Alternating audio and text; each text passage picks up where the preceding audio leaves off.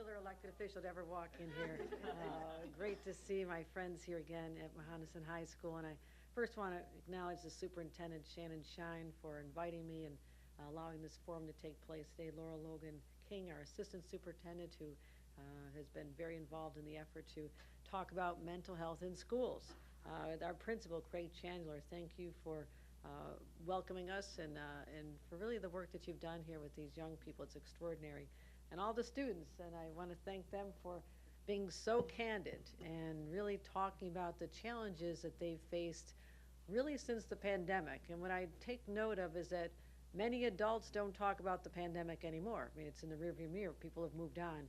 But what is underneath the surface is that young people who are seniors today, who are freshmen when the pandemic started, they're still dealing with the effects of that disconnection from their support system, from their friends and the classroom and the activities and the sports, and it really has had a long-term effect on many young people.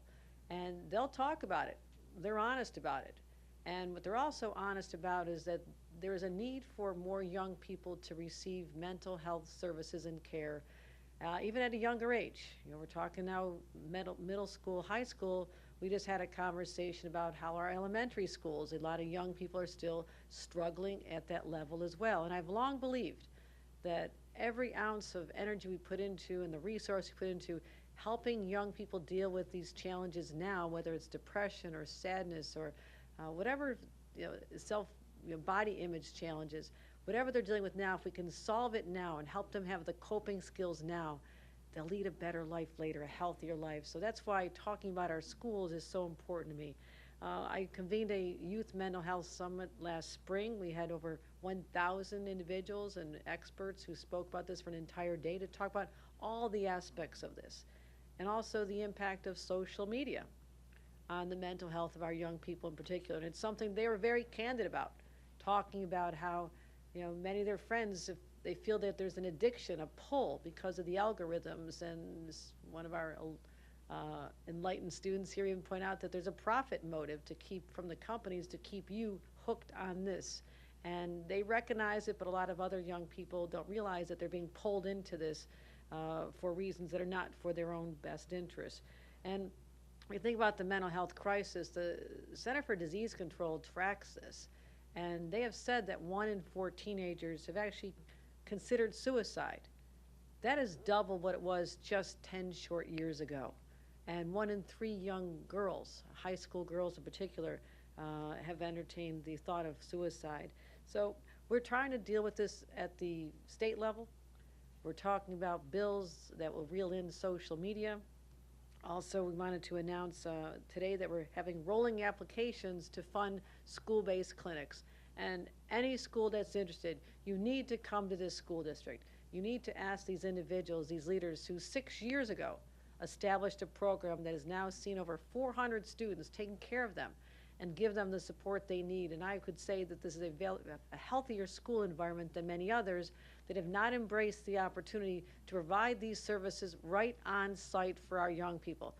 Think about a young person who finally recognizes, I need some help, or their parents see it, or a peer sees it.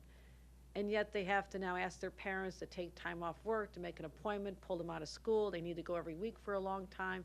It just doesn't work. But if you provide those services right here in a nurturing school setting with professionals and adults who care about them, and teachers who are trained to see the signs, and students who are trained to see the signs, that's how you build an ecosystem of healthy young people. And I want more schools to do this. So we're announcing that the applications can start today. You don't have to wait till the RFPs go out. It's not once a year. It is a rolling application because, to me, there is an urgent need to get more schools involved in this. We have over $20 million in our budget to fund this, and I want to add more and more across the state of New York. And also, we're going to be helping low-income New Yorkers on Medicaid access mental health care. I've allocated $15 million to increase the Medicaid rates for providers. We need more providers in this space. I talked to the young people about this profession. I said, if I want some free career advice from your governor, this is an emerging area where we need more people to be trained in all the elements of mental health services. Also, I'm going to be having additional funding for the school-based health centers as well. So we've made major commitments You've heard me talk about with great pride that I'm the first governor to really put a spotlight on mental health. My very first budget had over $1 billion to deal with all aspects of the mental health spectrum, whether it's making sure there's more psychiatric beds available, that there's more supportive housing available, that in the subways in the cities we have teams that are out there bringing people in off the streets and helping them have coping skills to live on their own. But also, I want to make sure that we don't lose focus of the young people. And that's why today I'm also announcing we're forming a youth advisory board, and I think I have some outstanding candidates standing behind me to participate in our statewide youth advisory board, because I will learn so much more from a session that I just had than anything I can ever do talking to adult experts. These are the experts. They see what's going on. They are living it, and they have the courage to step forward and talk about it. And I told them, don't underestimate the resiliency that's now part of who you are, because you came through this pandemic and you've suffered the slings and arrows and the challenges, but here you are standing and not just worried about your own mental health and what's going on in your world, but you also want to reach out to other students who you see struggling. You want to help them, and that's how we build a healthy environment for our students. So really proud to be here to help end the stigma associated with asking for help. These young people know that that exists, but we can break through together. And also to the adults, the school administration, the professionals, Northern Rivers, who stepped up and provide services all over the state of New York. This is how we're starting to change people's lives for the better, and I could not be prouder. So with that, we'll be happy to take any. I also want to recognize that Commissioner Dr. Ann Sullivan is here, the Commissioner of Office of Mental Health, who has been on this journey with me a very long time. We've gone all over the state talking about this, convening people, trying to find solutions with the legislature, other actions that we could take at the state level. So I want to commend her for her extraordinary leadership as well. So thank you very much. Let's start with some on-topic questions from the Mohonasen High School TV station. Hello. Hi. I'm Martin Castelli. I'm with the WGRZ-TV. The Safer Kids Act and the New York Child Data Protection Act are both a big portion of your campaign for teen mental health. They're also both currently in the committee senate. When do you expect these acts to reach your desk for signing?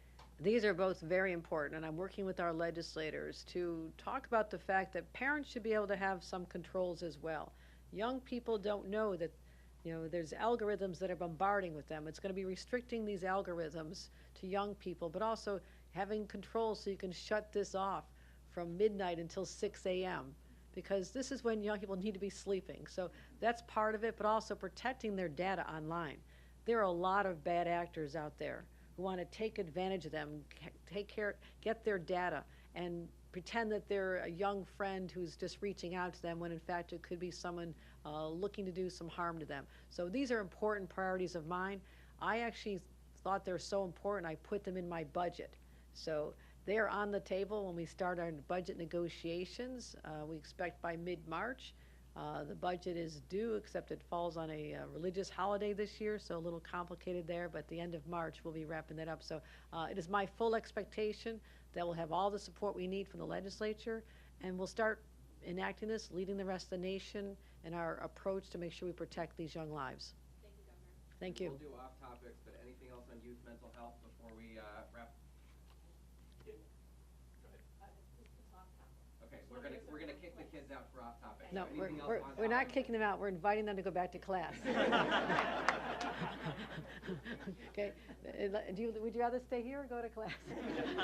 Just logistically speaking, the rolling application, Yep. is this for the funding that's in the budget? Is this Yep. for something that already exists? What exactly?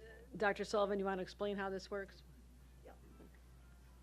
There's $20 million in the budget that will go towards the rolling application. Those are startup funds to get the school-based programs going, either $45,000 for schools that are in need, high need, or $25,000. Then the school-based programs can bill and can become self-sufficient on their own. So it's startup money, and it's available for any school, anywhere, can just come to us and we'll set it up. So it's based on the assumption that it will pass in the budget? Is that the idea? Yes, yes.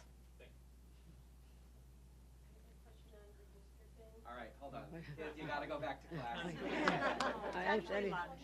Okay, lunch. All right, thank you, everybody. Thank you so much. It's my pleasure. Thank you. Have a nice day, man. You guys are so articulate, so smart. Really enjoyed talking to you. We'll stay in touch. Hey, great comments. I really enjoyed our conversation. Thank you. Good to see you again. Hey, thanks for sharing your story. Thanks, Governor. Appreciate it. Thank you so much. Thank you again. Principals, thank you very much. Thank you again so much. Thank you. Thank you. Appreciate the comments. There's the superintendent. Okay, does anybody, maybe Karen DeWitt, have an off-topic question? Redistricting, I know that you said that you're staying out of the process with the legislature, but was wondering if you have any concerns about the delays this week on them drawing new maps. Also, Republicans are saying that Democrats aren't following the will of the people because they rejected the commission's maps as, set out under the. Well, the Constitution allows a multi-step process, which is that there is a commission that's convened in a bipartisan way, yes, to draw maps, but it is the prerogative of the legislature to vote yes or no, and if they vote no, they have an alternative. That's exactly what is allowed in the Constitution, so they're wrong in their assessment. As far as the timing, yes, there's a certain sense of urgency around this. People are out there with their petitions already, so I'm anxious to have this chapter wrapped up as soon as possible. I believe the legislature wants this wrapped up within the next day or so. So, no, we're taking it very seriously. We're looking at it closely, and I have some options available to me, but I will, talk to see whether there's a request to do anything extraordinary to move that along. So, I'm sorry, does that suggest that you are going to issue a message in session? No, you did not hear me say that. You Well, heard. you said wrapped up in the next day or so. That Well, would mean that- no, wrap up the discussions about what they want to vote on. Okay? So that's different than, there is a possibility, there are options available to me as governor. I'm having conversations with the legislature on what that looks like, but they have to finalize what they would want to vote on in the first place before anything else can happen. Would you consider a message of necessity if that? That's what I'm saying. I have options available to me. I'm having conversations now, and this is a request that has to come from the legislature anyhow before I would even entertain it. Who else? Governor, do you believe that this bipartisan independent redistricting committee serves any purpose at this point? Because the Democratic legislature is willing to ignore these maps. I mean, what do you say to New Yorkers who are actually concerned that this whole idea of a bipartisan redistricting committee really serves for nothing? Well, it certainly starts the process. It's required that this group meet. They give their recommendations, and I don't know what they're going to end up finally, but it's a different process than starting from square one with nothing. It seems to me they're working off of what was presented to them and making some adjustments from what I'm seeing out there to those maps. And so they didn't just say, throw it all out, let's just look at New York State and start over. So it did play a role in setting a framework that is now the foundation from which they are making their changes. Governor, do you think that the chutes and ladders just kind of within this redistricting process kind of sets a bad modern precedent kind of to the process? I haven't thought about chutes and ladders since I was about 5, but I actually liked Candyland better. But no, this is unprecedented because the law changed in 2014. This is the first time that the people of the state of New York and the legislature and all of us have had to deal with these new rules. And so once we get through the messiness of figuring out the first time, there'll be a model we go forward. So I think we need to just acknowledge that this is a new way of doing it. We did not do this in the 2012 redistricting when I was a member of Congress and was redistricted out of my seat, but that's another story. So I'm very familiar with how this works. But no, it's a different chapter because the laws have changed since the last time we did this. That's why it's a little bit messy now, but it'll be settled soon. One more. Emma? Do you have any response to language in some of the principal county executives that used to describe you as other women within this county in the last couple of years? I have to confess, I am not following this individual on social media. Newsflash, just don't even know what he's saying and truly don't care. Thank you, everybody. Okay.